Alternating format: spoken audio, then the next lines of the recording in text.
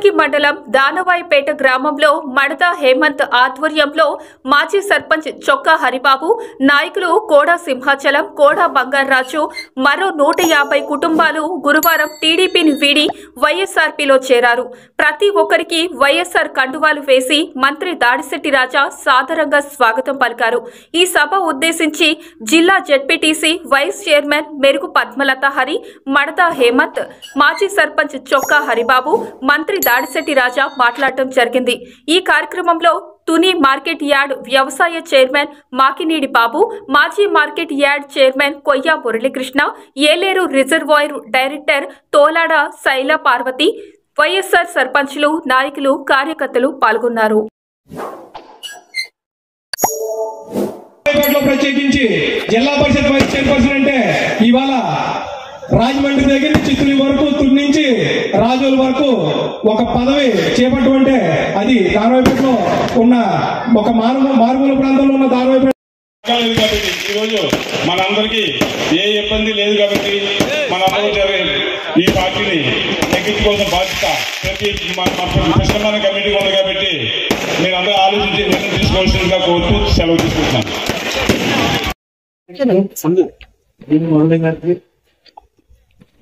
వేదిక మీద ఉన్న జిల్లా పరిషత్ వైస్ చైర్మన్ పద్మనాభ గారికి, మరో పెద్దలు బాబు గారికి, మాకేంటి బాబు గారికి,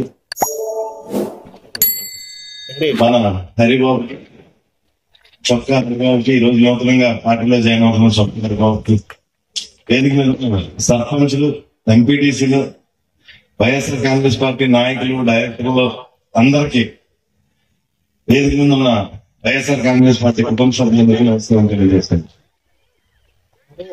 ఈరోజు ఈ పార్టీ పుట్టినప్పటి నుంచి మన హరిబాబు పార్టీలో ఉన్నాడు. ఆ రోజు ఎవరూ లేని టైంలోనే ఈ పార్టీ మండల పార్టీ అధ్యక్షుడిగా చేసి ఈ పార్టీ డెవలప్మెంట్ కి ఎంతో దోహదపడి కొన్ని సంఘటనల వల్ల ఆయన మళ్ళీ టీడీపీలోకి వెళ్ళి 2019 తర్వాత టీడీపీలోకి వెళ్ళి మళ్ళీ ఇప్పుడు జాయిన్ అవ్వడం నాకు చాలా ఆనందంగా ఉంది. అదేవిధంగా వైఎస్ఆర్ కాంగ్రెస్ పార్టీ వచ్చిన ప్రతి రూపాయి అకౌంట్ ఉంది నా దగ్గర. ప్రతి రూపాయి, అమ్మఒడి అయితే, విద్యా దీవెన అయితే, వసతి దీవెన అయితే, రైతు భరోసా అయితే, పంటల బీమా అయితే, పెన్షన్ కానుక అయితే, చేయూత అయితే, ప్రతి దానికి నాకు ప్రతి రూపాయి అకౌంట్ ఉంది. ఇళ్ల స్థలానికి భూమి కొనడం అయితే. తర్వాత కొంచెం ఇబ్బంది ఏంటంటే ఈ గ్రామంలో కొద్దిగా ఇళ్ల స్థలాల విషయంలో ఇబ్బంది వచ్చింది. మనం కొన్న భూమి నచ్చలేదు గ్రామస్తులకి, మళ్ళీ వేరే భూమి సొంతం దగ్గర తీసుకుని మళ్ళీ అక్కడ ఫ్లాటింగ్ చేసి మళ్ళీ స్థలాలు చెప్పడం జరిగింది. సగం ఇవ్వడం జరిగింది, ఇంకో సగం కూడా ఈ నెలాఖరు నేను పూర్తి చేస్తానని చెప్పేసి తెలియజేసుకుంటున్నాను. రేపటి నుంచి స్థలాల రిజిస్ట్రేషన్ కూడా జరిగిపోతుంది. రేపటి నుంచి ఇచ్చిన స్థలాల్లో ఇవ్వబోయే స్థలాలు కూడా. అదే విధంగా ఇక్కడ ఉన్న వాళ్ళు ఇందాక మురళి గారు చెప్పినట్టు మన రాష్ట్రంలోనే కాదు పక్క రాష్ట్రాలకు కూడా వెళ్ళి వ్యాపారాలు చేస్తూ ఉంటాం. అంటే ఒరిస్సా రాష్ట్రంలో కూడా వ్యాపారాలు చేస్తారు, ఇక్కడ కూడా ఉంటారు. సోదరులారా, మాట్లాడితే చంద్రబాబు నాయుడు రేట్లు పెరిగిపోయి అంటాడు. మన ఆంధ్రప్రదేశ్ లో రేట్లు పెరిగా, ఒరిస్సాలో కూడా పెరిగా లేదా? అక్కడ ఇక్కడ ఒకటే రేట్లు, దేశం అంతా ఒకటే రేట్లు. కానీ పెన్షన్ గాని, చేయూత గాని, అమ్మఒడి గాని ఏ రాష్ట్రంలో ఇస్తున్నారో మన రాష్ట్రంలోనే ఇస్తున్నారు, వేరే ఏ రాష్ట్రంలోనే ఇవ్వట్లేదు. జగన్ అన్నకి ఒక చిత్రమైన విషయం చెప్తాను. జగన్ గారికి మన రాష్ట్రంలో ఉన్న ఆడవాళ్ళందరూ కూడా 100% జగన్ గారితో ఉన్నాం. మీకు కావాలంటే ఇంటికి వెళ్ళి కనుక్కోండి. 175% మంది జగన్ గారితో ఉన్నారు మన రాష్ట్రంలో ఉన్న మహిళలందరూ కూడా. ఎందుకంటే మహిళలకి ఒక అన్న గాని, ఒక తమ్ముడు గాని, ఒక భర్త గాని, ఒక తండ్రి గాని ఈ రోజు అంత అమౌంట్ జగన్ గారు వేసినంత అమౌంట్ వాళ్ళ జీవితంలో ఇప్పుడు కూడా బ్యాంకులో వేసి ఉండదు.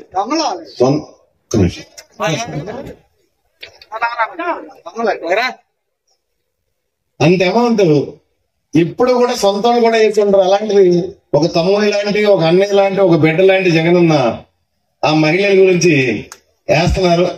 వదిలేండి, ఏం లేదు సరదాగా మాట్లాడారు. మనోడు సరదాగా మాట్లాడారు. కూర్చోబెట్టండి. ఈరోజు మన తుని నియోజకవర్గానికి గతంలో పరిపాలన చేసిన నాయకులు 2014 నుంచి 19 వరకు పరిపాలన చేసిన నాయకులు చేసిన అన్యాయం గురించి చెప్తున్నాను. స్వచ్ఛ భారత్ స్కీమ్ అని ప్రధానమంత్రి నరేంద్ర మోడీ ప్రతి ఇంటికి కూడా బాత్రూమ్స్ ఉండాలి, ప్రతి ఇంటికాడ కూడా మరుగుదొడ్లు ఉండాలని చెప్పేసి స్వచ్ఛ భారత్ స్కీమ్ పెట్టి ప్రతి ఇంటికి మరుగుదొడ్లు లేని ప్రతి ఇంటికి 15,000 శాంక్షన్ చేస్తే ఆ డబ్బులు ప్రజల కోసం కాకుండా అందులో 30 కోట్ల రూపాయలు దోచుకెళ్తారు ఈ నాయకులు, గత తెలుగుదేశం పార్టీ నాయకులు. దోచుకోవడానికి ఇది అదేం లేదు. ఈ రోజు గతంలో నాకు తెలిసినట్టుగా మీ గ్రామంలో ఒక 600 మించి పెన్షన్లు ఉండవు. ఈ రోజు 1000 పెన్షన్లు ఉన్నాయి గ్రామంలో. 1000 పెన్షన్లు ఈ రోజు. ప్రతిదీ డబ్బులే. 3,000 రూపాయల పెన్షన్ పొద్దున్నే 6 ఇంటికి వచ్చేస్తున్నారు. అదే విధంగా అభివృద్ధి వాళ్ళ దృష్టిలో, తెలుగుదేశం పార్టీ వాళ్ళ దృష్టిలో అభివృద్ధి అంటే ఏంటనుకున్నారు? పోలీస్ స్టేషన్ జనాలు తిరగడమే అభివృద్ధి అంటే. మీరు గమనించారో లేదో, పోలీస్ స్టేషన్ అన్ని ఖాళీగా ఉన్నాయి, వేధింపులు లేవు, ఇబ్బందులు. తీర్థం కింద ఉండి వండుకోవడం స్టేషన్ దగ్గర ఎవరికి ఇబ్బందులు లేవు, వేధింపులు లేవు, పోలీస్ స్టేషన్కి వెళ్ళి పని లేదు, ఎవరిని ఇబ్బంది పెట్టేది లేదు. ఒక మాట అయితే చాలా మంది చూస్తున్నారు, ఎదురు చూస్తున్నారు. గతంలో 2014 తర్వాత డివీస్ ఉద్యమం అన్నది నేనే చేశాను. డివీస్ ఫ్యాక్టరీ వద్దు, మనకి వద్దు అని చెప్పేసి అల్లూరి సీతారామరాజు జిల్లా కొయ్యూరు మండలం రాజేంద్రపాలెంలో ఉన్న కస్తూరిబాయ్ గాంధీ బాలికల విద్యాలయంలో రాజేంద్రపాలెం సర్పంచ్ పీటా సింహాచలం విద్యార్థినిల ఆరోగ్యంపై అడిగి తెలుసుకున్నారు. 6గురికి కడుపు నొప్పి, మోషన్స్ రావడం వల్ల స్థానిక పీహెచ్సీలో వైద్య పరీక్షలు నిర్వహించాము అని ప్రిన్సిపల్ పరిమళ తెలిపారు. వైద్య అధికారి మనోజ్ ని 11 మంది విద్యార్థినిలకు వైద్య పరీక్షలు నిర్వహించాము అని అన్నారు. ఇప్పుడు విద్యార్థినిల అందరి ఆరోగ్యం నిలకడగా ఉంది అని అన్నారు. కె దివ్యారాణి, ఎం చాంతిని, పూనమి, అపర్ణ, హేమ అనారోగ్యానికి గురయ్యారు అని, ఇప్పుడు పిల్లల ఆరోగ్యంపై ఎవరూ ఎలాంటి ఆందోళన చెందవద్దు అని సర్పంచ్ పీటా సింహాచలం అన్నారు.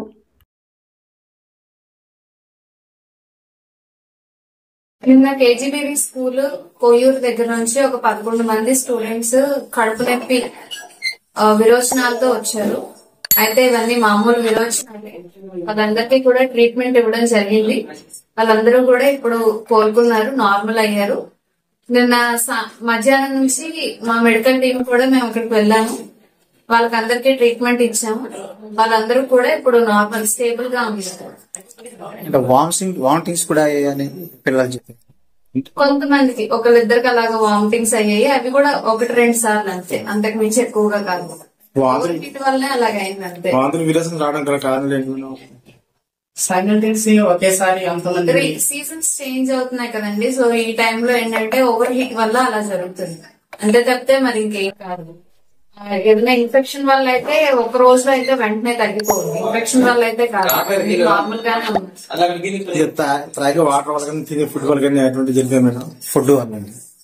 ఫుడ్ అది బాగానే ఉందండి, నేను చూసాను. ఫుడ్ అది అంతా బాగానే ఉంది. మీ పేరెంట్? నేను డాక్టర్ మనోజ్, ఆర్జేపాలెం పిహెచ్సి. నిన్న పిల్లలు 6గురికి బాగలేదు. వాళ్ళని దగ్గరగా ఉన్నటువంటి పిహెచ్సికి తీసుకెళ్ళినప్పుడు వాళ్ళకి ఎటువంటి ఇన్ఫెక్షన్ కానీ ఏమీ లేదని వాళ్ళు చెప్పారు. కాబట్టి ఎవరు కూడా ఆందోళన చెందాల్సిన అవసరం లేదు. టీచర్స్ కానీ, తల్లిదండ్రులు కానీ, పిల్లలు కానీ. బయట కొంచెం విషపూరితమైందని ఒక చిన్న ప్రచారం జరుగుతుంది. అదంతా ఏం లేదండి, జస్ట్ అజీర్తి వల్ల మాత్రమే వాళ్ళకి 2-3 వాంతులు విరోచనాలు అయ్యాయి. ఇప్పుడు all are safe.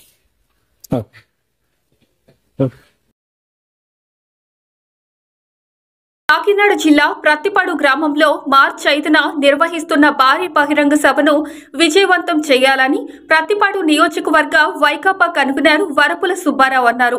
Prathipadu Lions club లో ఏర్పాటు చేసిన ప్రత్తిపాడు నియోజకవర్గ వైఎస్ఆర్పీ నాయకుల ఆత్మీయ సమావేశంలో పాల్గొన్న ప్రతిపాడు నియోజకవర్గ ఎమ్మెల్యే అభ్యర్థి వరపుల సుబ్బారావు, కాకినాడ పార్లమెంటు అభ్యర్థి చలమలశెట్టి సునీల్ మాట్లాడుతూ 5వ తారీఖున జరగబోయే సభను ఉద్దేశించి నాయకులు మరియు కార్యకర్తలకు దిశానిర్దేశం చేశారు. ఈ సభకు అందరూ భారీ సంఖ్యలో హాజరు కావాలని, దానికి తగ్గట్లు అన్ని ఏర్పాట్లు చేస్తున్నామని, సభకు వచ్చే వారికి ప్రతి గ్రామానికి కూడా వాహనాలు ఏర్పాట్లు చేస్తున్నామని, స్నాక్స్ కూడా సభ వద్ద ఏర్పాట్లు చేస్తున్నామని, సభకు వచ్చే ఏ కార్యకర్త కూడా ఎలాంటి ఇబ్బంది పడకుండా చూసుకునే బాధ్యతను ఆ గ్రామ మరియు మండల నాయకులు తీసుకోవాలని సూచించారు.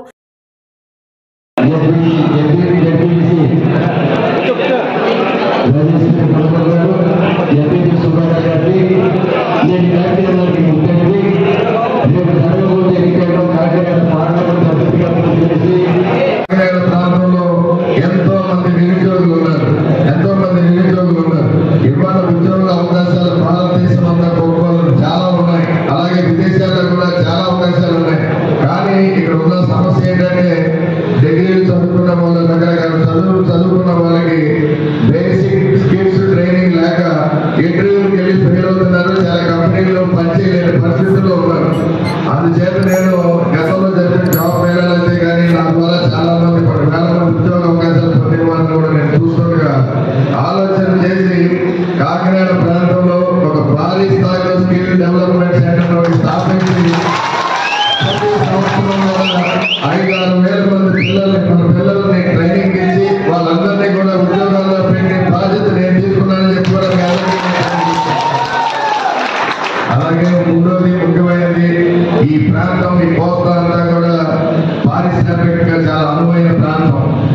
ఎందుకంటే గతంలో నాకున్న అనుబంధం కానీ అనుభవంతో పాటు చాలా మంది పెద్దల పరిచయాలతో పాటు అన్ని కూడా ఉపయోగించి రాబోయే 5 సంవత్సరాల్లో ఈ కాకినాడ తీరం మీదుగా ఈ SEZ అయితే కానీ పోర్టు దగ్గర భారీ స్థాయిలో భారీ పెట్టుబడులు అంటే ఇంచుమించు 40,000 కోట్లు పెట్టుబడులు తెచ్చి భారీ స్థాయిలో పరిశ్రమలు నిర్మించే విధంగా కూడా నేను ఆలోచన చేయడం జరిగింది. రాబోయే 5 సంవత్సరాల్లో ఆ ఇండస్ట్రీలన్నీ కూడా ఇక్కడ తీసుకొచ్చి మన పిల్లలకి ఈ ప్రాంతంలో కూడా భారీగా ఉద్యోగ అవకాశాలు కల్పించే విధంగా కూడా ఆలోచించడం జరిగిందని చెప్పి కూడా మీ అందరికీ తెలియజేసుకుంటాను. తప్పకుండా జగన్మోహన్ రెడ్డి గారి ఆలోచనకి, జగన్మోహన్ రెడ్డి గారు చేసే పరిపాలనకు అనుగుణంగా ఈ ప్రాంతంలో తప్పకుండా మీ అందరికీ అండగా ఉంటూ ఈ రాబోయే 45 రోజులు మా ఇద్దరు గెలుపు కోసం, వైఎస్ఆర్ కాంగ్రెస్ పార్టీ గెలుపు కోసం, జగన్మోహన్ రెడ్డి గారి ముఖ్యమంత్రి చేయడం కోసం ఈ 45 రోజులు మీ కార్యకర్తలు, నాయకులందరూ కష్టపడండి. రాబోయే 5 సంవత్సరాలు మీకోసం, మీ అందుబాటులోని మీకోసం, ఈ ప్రాంతం కోసం, ప్రతి ఒక్కరి కోసం కూడా మేము పాటుపడతామని చెప్పి మీ అందరికీ హామీగా ఉన్నామని చేసుకోవాలి. వైఎస్ఆర్ కాంగ్రెస్ పార్టీని మళ్ళీ అధికారంలో తేవాలని చెప్పుకోవాలి. కార్యకర్తలందరూ కూడా గుర్తు చేసుకోవాలి. ఎందుకంటే రాబోయే 45 రోజుల్లో జగన్మోహన్ రెడ్డి గారు చేసిన గొప్ప సంక్షేమ కార్యక్రమాలు భారతదేశంలో ఏ ముఖ్యమంత్రి గత ఏళ్ళను కూడా ఎప్పుడు కూడా అలాగే అభివృద్ధి అనే పునాది కూడా ఈ భారతదేశంలో ఏ రాష్ట్రంలో జరిగే విధంగా కూడా జగన్మోహన్ రెడ్డి గారు చేశారని చెప్పి కూడా మీరందరూ కూడా గుర్తు చేసుకోవాలి. ప్రతి ఇంటికి తెలియజేసే విధంగా మీరందరూ కూడా ప్రచారం చేయాలి. ఎందుకంటే ప్రతి గ్రామానికి, ప్రతి వార్డుకి గ్రామ సచివాలయాల పేరిట పరిపాలన మీ ఇంటి వద్దకే వచ్చే విధంగా కూడా ఆలోచన చేయడం జరిగింది. అలాగే ప్రతి ఇంటికి కూడా ఈ రోజున వాలంటీర్ వ్యవస్థ తీసుకొచ్చి ప్రతి ఇంటికి కూడా సేవలు అందించే విధంగా కూడా ఒక గొప్ప కార్యక్రమాన్ని, గొప్ప దీన్ని కూడా ఆయన పెట్టడం జరిగింది. అలాగే ఈ రోజున ప్రతి గ్రామాల్లో కూడా రైతు భరోసా కేంద్రాలు అయితే కానీ, ఒక మెడికల్ PHC సెంటర్లు కానీ, అలాగే 4-7 అని చెప్పే విద్య, ఎందుకంటే అభివృద్ధికి పునాది విద్య, ప్రతి ఇంటి నుంచి చదువుకోవాలి, గొప్ప చదువులు చదివి గొప్ప ప్రయోజనంగా అవ్వాలి అనే ఆలోచనతో ఈరోజు జగన్మోహన్ రెడ్డి గారు ఇంగ్లీష్ మీడియం స్కూల్స్ కూడా ప్రతి గ్రామాల్లో కూడా లక్షించి మీరందరూ కూడా తెలుసుకోవాలి. ఇంత గొప్ప ఆలోచనలతో, ఇంత గొప్ప పరిపాలన జగన్మోహన్ రెడ్డి గారిని ఈ రోజు ఏ స్థాయి నాయకులైనా తలెత్తుకుని వైఎస్ఆర్ కాంగ్రెస్ పార్టీ నాయకులు ప్రతి ఇంటి ముందు కానీ, ప్రతి గ్రామానికి కానీ, ప్రతి సెంటర్కి వెళ్ళే విధంగా కూడా తలెత్తుకునే విధంగా కూడా జగన్మోహన్ రెడ్డి గారి పరిపాలన అందించాలని చెప్పి మీరందరూ కూడా గుర్తు చేసుకోవాలి. ఇంత గొప్ప పరిపాలన అందించిన ముఖ్యమంత్రిని కేవలం 5 సంవత్సరాల అవకాశం ఇచ్చిన కరోనా కోవిడ్ వల్ల 2 సంవత్సరాలు ఎవరు ఏమి చేయలేని పరిస్థితుల్లో కేవలం 3 సంవత్సరాల్లోనే ఇంత గొప్పగా పరిపాలన అందించి, ఇంత గొప్పగా ఆయన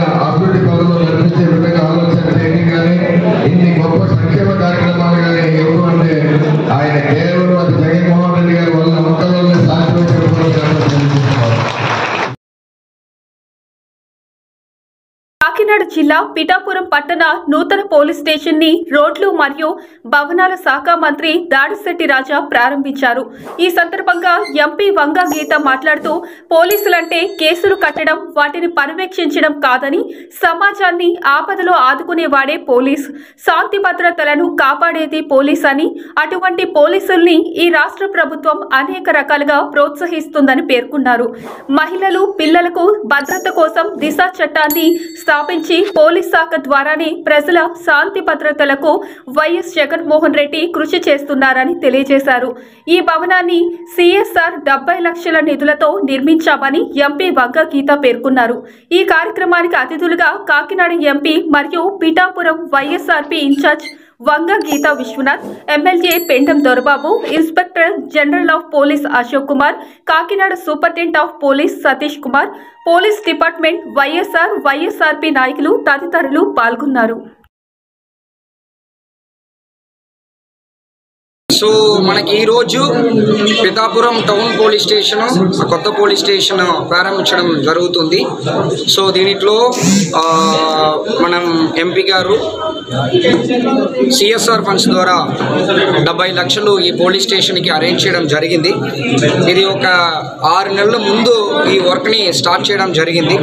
మన పాత పోలీస్ స్టేషన్ కొన్ని పాతది, అది కాకుండా ప్రజలు వచ్చి కూర్చోడానికి కానీ వెళ్ళడానికి కానీ చాలా కష్టంగా ఉన్న పరిస్థితిలో మనకి పిఠాపురం టౌన్ ఎప్పుడు ఒక బిజీ స్టేషన్ కాబట్టి దానికి ఒక మంచి స్పేస్ బాగా ఉన్నట్టు ప్రజలు వచ్చి వెళ్ళిపోతున్న కంఫర్టబుల్గా ఉండాలన్న ఒక ఉద్దేశంతో పాటు ఈ పోలీస్ స్టేషన్ కొత్తదిగా ఒకటి కట్టాలని చెప్పి నిర్ణయం తీసుకోవడం జరిగింది. మనకు లక్కీలీ ఏంటంటే ఈ ప్లేస్ కూడా మెయిన్ రోడ్లో దొరకడం అనేది చాలా ఇంపార్టెంట్. సో ఈ ప్లేస్తో పాటు ఇంత మంచి ఒక స్పేషియస్ అయిన ఒక కొత్త పోలీస్ స్టేషన్లో మన ఇంకా ప్రజలకి మంచి సేవ చేయాలన్న ఒక ఆపర్చునిటీ కూడా పెరుగుతాయి.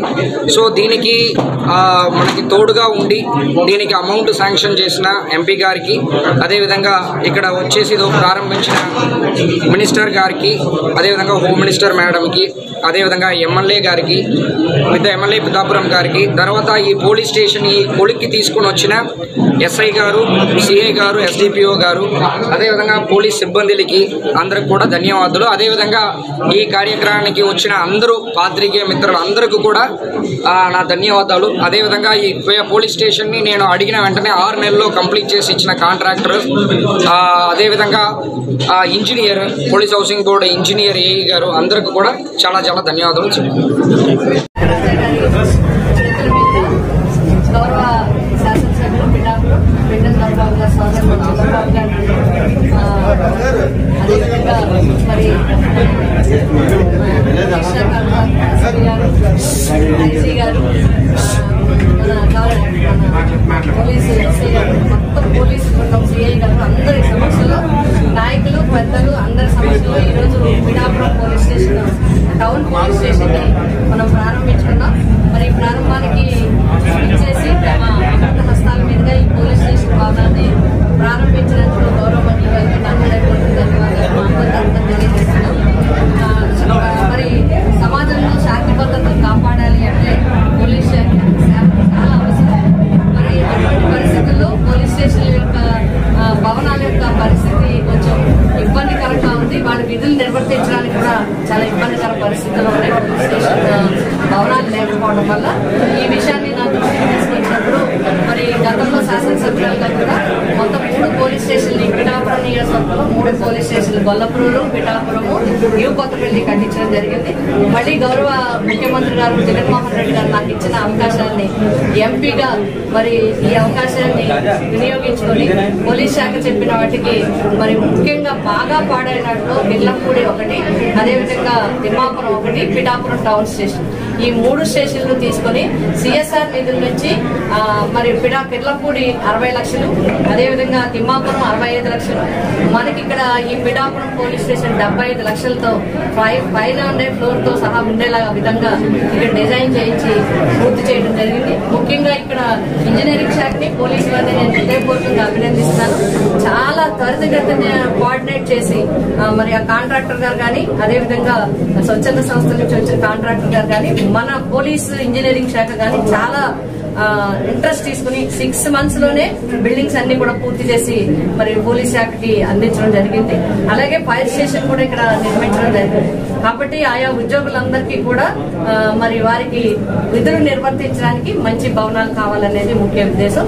ముఖ్యమంత్రి గారు కూడా శాంతి భద్రతల విషయంలో కానీ పోలీస్ శాఖకి అన్ని రకాలుగా సపోర్ట్ ఇవ్వడం జరుగుతుంది.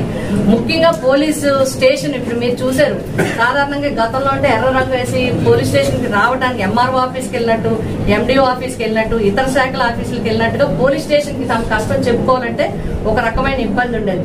ఇప్పుడు అలా లేకుండా ఫ్రెండ్లీ పోలీసింగ్ గా పోలీస్ వ్యవస్థ కూడా చాలా బాగా చేస్తున్నారు. ముఖ్యంగా దిశ చట్టం ప్రకారము ఇక్కడ స్టేషన్ కి ఎవరైనా వచ్చినా కూడా ఉమెన్ కానిస్టేబుల్ ఉండి దిశకి ప్రత్యేకమైన కౌంటర్ కూడా ఏర్పాటు చేసి వారికి కూడా సేవలు అందించడానికి చేయడం జరుగుతుంది. కాబట్టి ముఖ్యమంత్రి గారు పోలీసు శాఖకు సంబంధించి అనేక విషయాల్లో మరి ప్రజలకి శాంతి భద్రతల విషయంలో ఎక్కడా భంగం లేకుండా పోలీసు వ్యవస్థ పనిచేసేలాగా వారు చర్యలు తీసుకోవడం జరిగింది. గౌరవ ముఖ్యమంత్రి గారు కూడా నాకు ఇలా ఈ భవనాలు నిర్మించే అవకాశం ఎంపీగా నాకు ఇచ్చినందుకు వారికి హృదయపూర్వక ధన్యవాదాలు. హోంమంత్రి గారికి కూడా హృదయపూర్వక ధన్యవాదాలు తెలియజేస్తున్నాం. రేపు 6వ తేదీన తిమ్మాపురంలో కూడా హోంమంత్రి గారి చేతుల మీదుగా ఆ పోలీస్ స్టేషన్ కూడా ప్రారంభించుకోవడం జరుగుతుంది.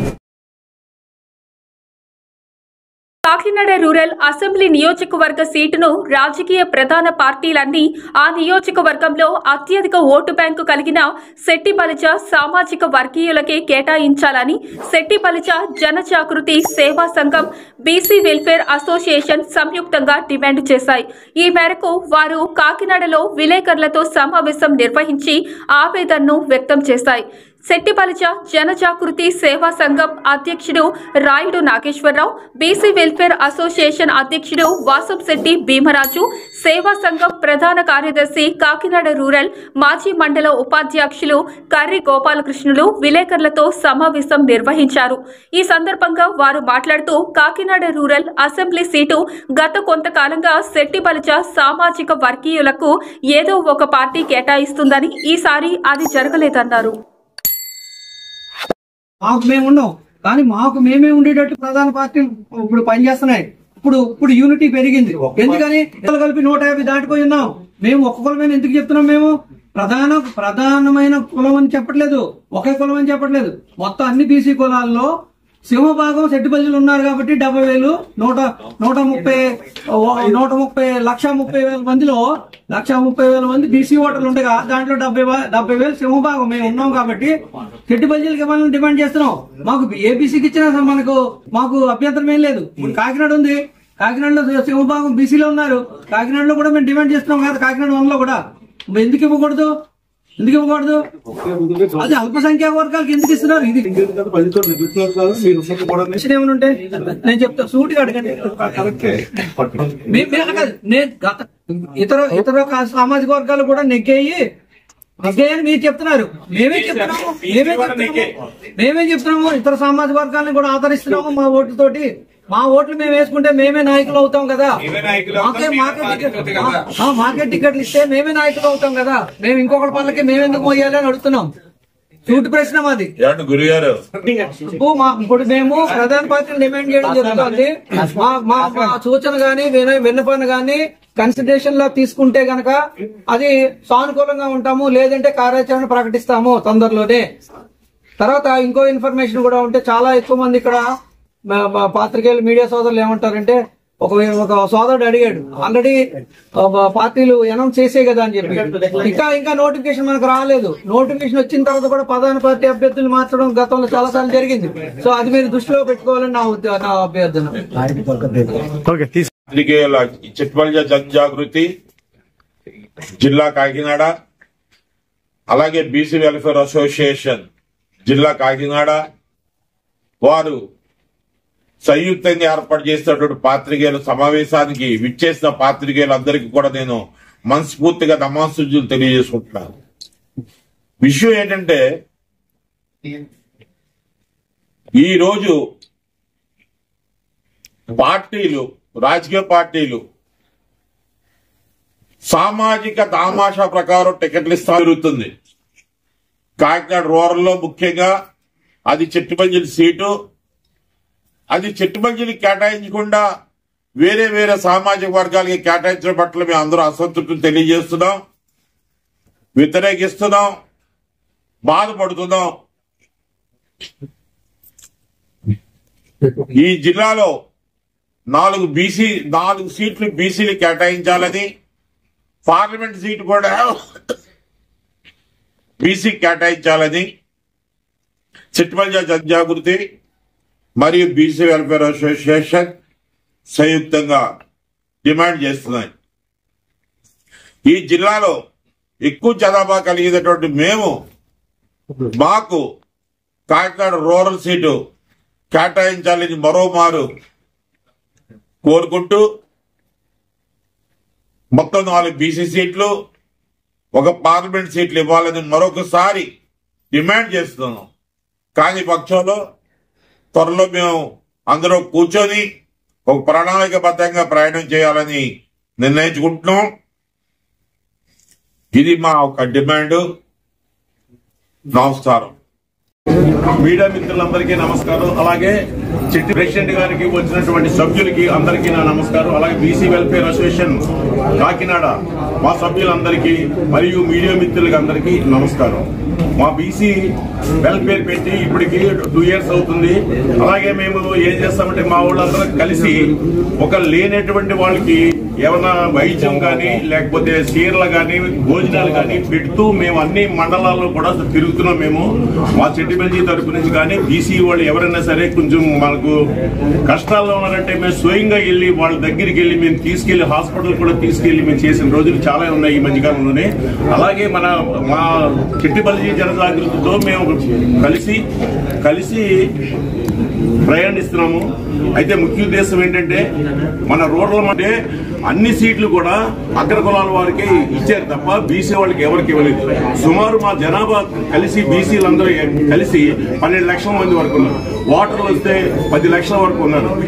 ముఖ్యంగా ఏంటంటే కాకినాడ రూరల్ మండలంలో 75,000 వరకు సెట్టిబెల్జీ ఉన్నది ఓటింగ్. అలాగే బీసీలు, ఎస్సీలు, మైనారిటీలు ఏకమై చూస్తే 135,000 మంది ఉంది. కానీ గతంలో ఈ పార్టీలన్నీ కూడా చేస్తున్నారంటే బీసీలకి ఏదో నామకా వస్తు ఏదో మాటలు చెప్పి నమ్మించి అలా చేసి ఇలా చేసి ఓట్లు వేయించుకుంటారు తప్ప ఎవరికి ఏ విధమైన సహాయం కానీ సహకారం కానీ ఏమీ లేదు.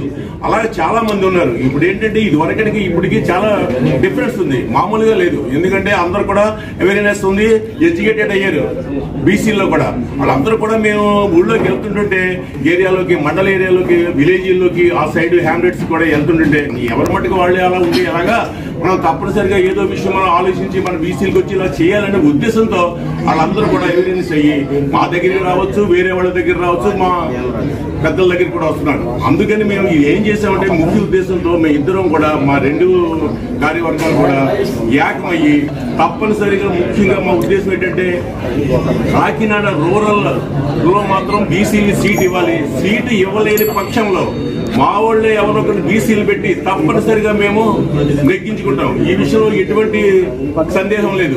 కాబట్టి ఈ లోపలనే ఆలోచించి ప్రధాన పార్టీలు ఏమన్నా మాకు సీట్ ఇచ్చినట్లయితే ఏ పార్టీ అయితే సీట్ ఇచ్చిందో ఆ పార్టీకి మేము తప్పనిసరిగా మేమందరం కూడా అండగా ఉంటాము. మేమందరం కలిసి నెగ్గించుకుంటాం. మీడియా మిత్రులందరికీ నా హృదయపూర్వక ధన్యవాదాలు తెలుపుకుంటున్నానండి. అలాగే ఇక్కడ వచ్చిన పెద్దలందరికీ కూడా పేరు పేరున నా నమస్కారం తెలుపుకుంటున్నాను. నేను సెట్టిబెల్జీ జనజాగృతి తరపున జిల్లా మహిళా అధ్యక్షురాలుగా ఉండటం జరిగింది. ఏదేమైనా బీసీలు అంటే మాకు గౌరవం ఇస్తున్నాము అంటూనే పోతున్నారు తప్ప బీసీని ఎప్పుడు అనగతొక్కే పరిస్థితుల్లోనే ఇప్పుడున్న పైన ఉన్న అధికారులందరూ కూడా బీసీలు తొక్కుకుంటూ పోతేనే ఇతర కమ్యూనిటీలందరికీ కూడా హెచ్చులో చూస్తున్నారు. ఏదైనా ఇప్పటి వరకు రూరల్ టికెట్ ఎప్పుడు సెట్టిబెల్జీకి ఇచ్చారు, ఎప్పుడు అక్కడ సెట్టిబెల్జీ వాళ్ళే జెండా ఎగరేశారు. ఏ పార్టీ అయినా కూడా పైన అధికారులు ఎవరైనా కూడా ఈ టైంలో ఎవరికి ఇచ్చినా కూడా సెట్టిబెల్జీ సంఘస్థులకి రూరల్ టికెట్ ఇవ్వాలని చెప్పి మహిళలందరి తరఫున నేను కోరుకోవడం జరుగుతుందండి. అలా ఇవ్వలేని పక్షంలో సెట్టిబెల్జీ కులస్తుల్ని ఎవరినైనా అక్కడ ఇండిపెండెంట్ గా నిలబెట్టి వాళ్ళని సెట్టిబెల్జీ కులస్తుల తరఫున మేము గెలిపించుకోవడం జరుగుతుందని చెప్పి ఈ సభాముఖంగా మీడియా తరఫున మేము తెలియజేసుకోవడం తెలియజేసుకుంటామండి. ఏదైనా బీసీని గుర్తించాలని చెప్పేసి ఏ పార్టీ నాయకులైనా కూడా బీసీ ఓటింగ్ ను ఓడుకోవడం తప్ప, మీరున్నారమ్మా మాకు ఎప్పుడు మీ బీసీ ఓటింగ్ తో మేము గెలుస్తున్నామంటున్నారు తప్ప బీసీలు మాత్రం ఇంకా తక్కువ స్థాయిలోనే చూస్తున్నారు. అది మార్చుకోవాలని చెప్పి ఇప్పుడున్న నాయకులందరికీ కూడా, పైన నాయకులందరినీ కోరుకోవడం జరుగుతుందండి.